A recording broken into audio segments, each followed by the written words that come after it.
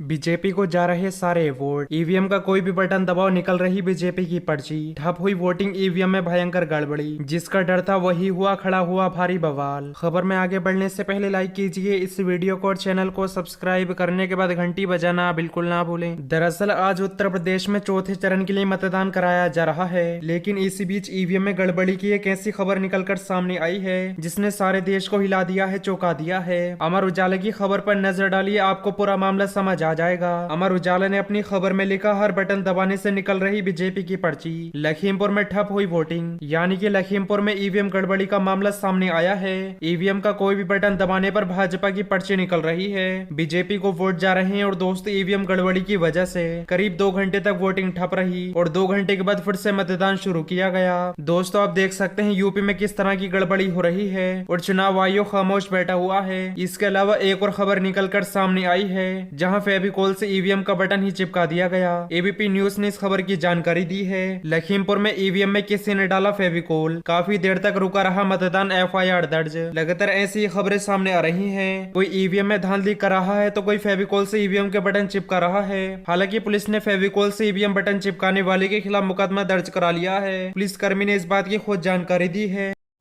अभी लखीमपुर विधानसभा में एक कंप्लेन आई थी हमारे पास ट्विटर के माध्यम से कि एक ईवीएम मशीन में ग्लू लगाकर किसी एक पर्टिकुलर पार्टी के बटन को चिपका दिया गया था। तत्काल उस ईवीएम मशीन को चेंज कर दिया गया है। मतदान बिल्कुल शांतिपूर्वक वहां चल रहा है। जो आरोपी व्यक्ति उसके खिलाफ तहरीर प्राप्त करके उसके खिलाफ मुकदमा पंजीकृत कर विधिक कार्रवाई की जा रही है।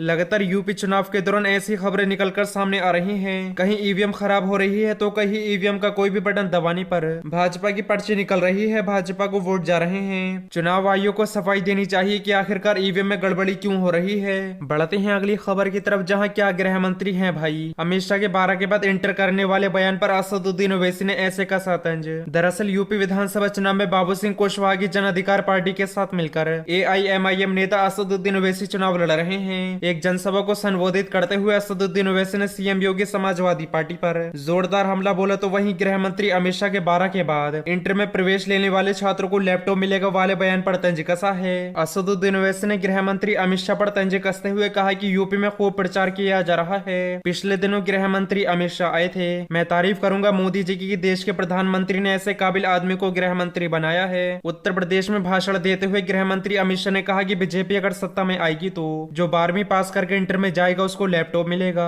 असदुद्दीन ओवैसी ने तंज कसते हुए कहा कि क्या होम मिनिस्टर है भाई, वाह मोदी जी वाह, आपने पूरे उत्तर प्रदेश की जनता को बता दिया कि 12वीं के बाद इंटर भी होता है। असदुद्दीन ओवैसी ने कहा कि बीजेपी कहती है कि हमें वोट दो, मुगलों को हराना है। हमने पढ़ा है कि बादशाह अकबर के दरबार में 40 अनमोल रतन थे, आपने क्या 2 अनमोल रतन पाल रखे हैं देश के प्रधानमंत्री जी। एक अमित शाह जी हैं, दूसरे बाबा हैं। असदुद्दीन ओवैसी ने सीएम योगी पर तंज कसते हुए कहा कि बाबा कहते हैं कि मई जून में बर्फ ला दूंगा, जनवरी में गर्मी पैदा कर दूंगा। बाबा आपको इस बयान पर नोबेल प्राइज मिल जाएगा, मौसम वैज्ञानिक हो चुके हैं। सीएम योगी पर हमला करते हुए असदुद्दीन ओवैसी ने कहा कि बाबा तो तैरती लाशें नजर नहीं आई। जब पेपर लीक हुआ तो बाबा को गर्मी सर्दी याद नहीं आई, क्योंकि बाबा गरीबों की तकलीफ को नहीं समझते। बता दिए एक जनसभा को संबोधित करते हुए देश के गृह मंत्री अमित शाह की जबान फिसल गई थी। गृह मंत्री अमित शाह ने कहा था कि अगर प्रदेश में भाजपा की सरकार आएगी तो जो छात्र 12वीं के बाद इंटर में जाएगा उन्हें लैपटॉप मिलेगा। इस पर AIMIM के प्रमुख असदुद्दीन ओवैसी ने तंज कसा है।